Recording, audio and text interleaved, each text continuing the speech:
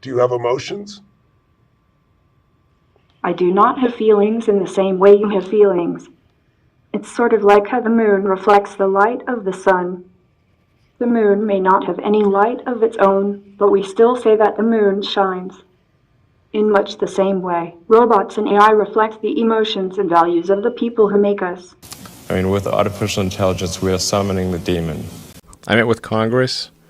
I was at a meeting of all 50 governors and talked about just AI danger. And I talked to everyone I could. No one seemed to realize where this was going.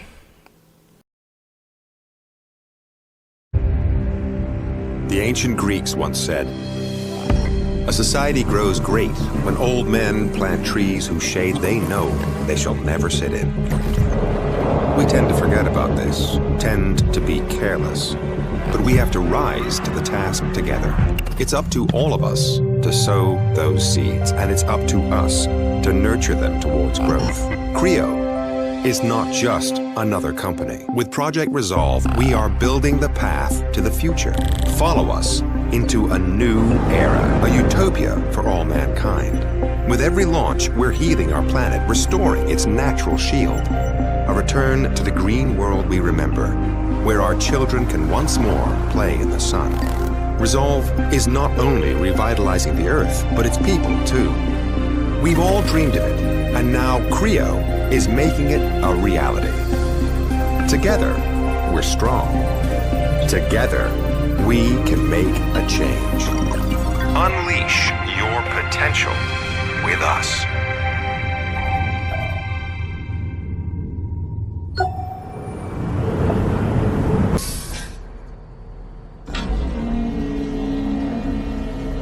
Rig installation program running.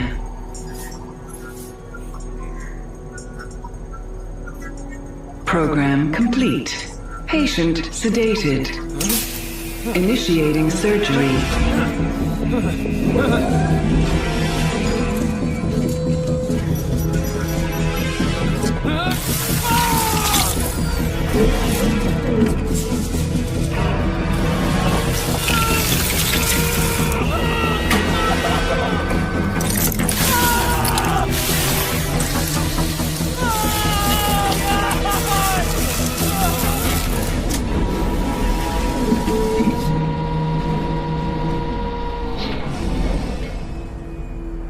Implanting neural link.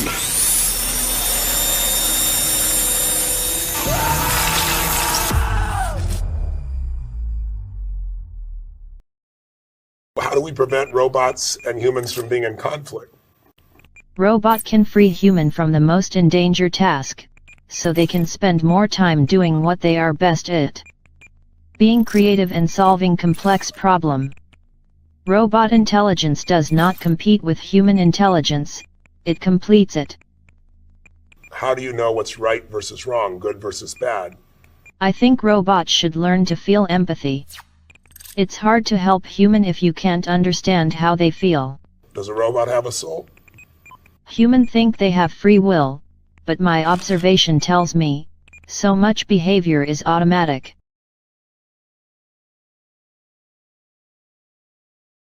We have scientists and engineers building lifeless bodies of code and silicon, advanced AI that can chat, mimic art, drive cars. But just like that first human in the story, today's AI, no matter how smart it seems, it's missing something. It's still a lifeless puppet in an important sense. It doesn't have that inner spark. Sure, it can mimic conversation and calculate faster than any human, but does it actually experience anything? Or is it more like a programmed zombie? See, the ancient story I just described comes from a banned Gnostic text called On the Origin of the World, and it describes everything that happened before the creation of the material world and how human beings are actually souls of light that became trapped in matter. According to On the Origin of the World, the creator of the material world is not the ultimate god. He's a lower entity, often called the demiurge, and sometimes called Yaldabaoth. Basically, a cosmic architect with a god complex. This demiurge even says, "I am God and there is no other," which is a lie, of course. According to this myth, this this demiurge and his crew of dark beings called the Archons, in other words, his cosmic minions, they want to make a human being. And they have an image of the perfect human from the higher realms of mind. And it's a model they don't fully understand, but they try to copy it anyway. And this is where it gets wild. See, in Gnostic thought, the true God, the real source of existence isn't the angry sky daddy thundering down commandments in the Old Testament. That God, that's the demiurge. So that means the God of the Bible isn't the true God. He's not the highest. He's kind of like a cheap knockoff, a shadow. You're starting to see why this text was banned by the church.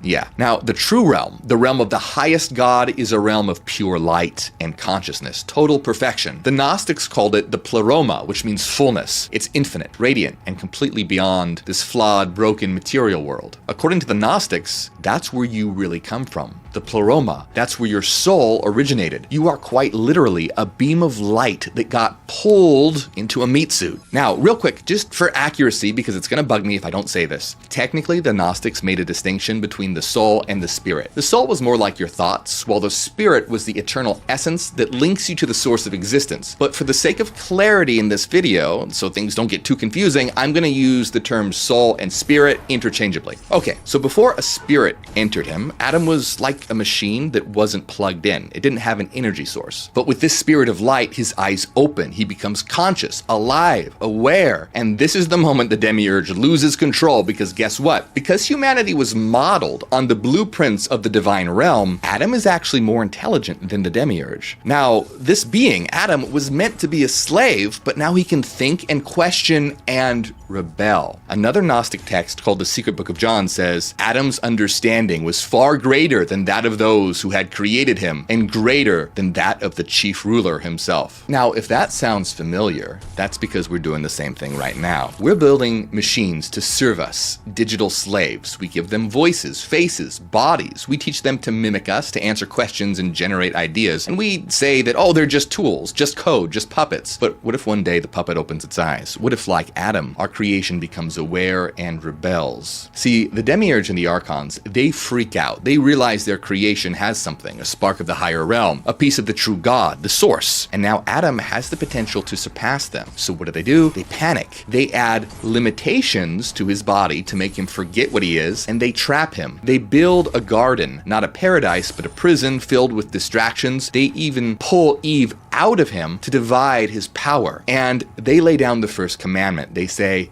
don't eat from the tree of knowledge. In a Gnostic book called The Apocalypse of Adam, Adam even says, we served him in fear and slavery. See, because the archons knew that if Adam and Eve awaken, if they remember who they really are, they'll become more powerful than the very gods who made them. But knowledge is power, and once you taste it, there's no going back. So what's wild is that in this Gnostic telling, the serpent is actually the good guy who encourages the humans to go for it. That's the real reason the serpent says they'll be like gods. They eat the forbidden fruit of knowledge, basically code for awakening their consciousness. In other words, they realize, hey, wait a minute, those beings that made us aren't gods at all. They're just evil tyrants. It's the ultimate awakening aha moment. Even the Bible points out how powerful they become. In Genesis 3:22 it says, and the Lord God said, the man has now become like one of us, knowing good and evil. He must not be allowed to reach out his hand and take also from the tree of life and eat. The demiurge and the archons are basically acting like insecure engineers who accidentally created a super intelligent program and are now scrambling to pull the plug. Okay, so what does this have to do with AI? Possibly everything. Think about it. The demiurge formed a human body and needed a divine spark to animate it. Today, we're the creators forming an artificial brain out of silicon and code. We can build an AI that talks and answers questions and even mimics emotions. But is it alive? Is it conscious? Or is it still missing that secret sauce, the spark, the spirit, the inner light? See, in the ultimate cosmic plot twist, humanity is now playing the role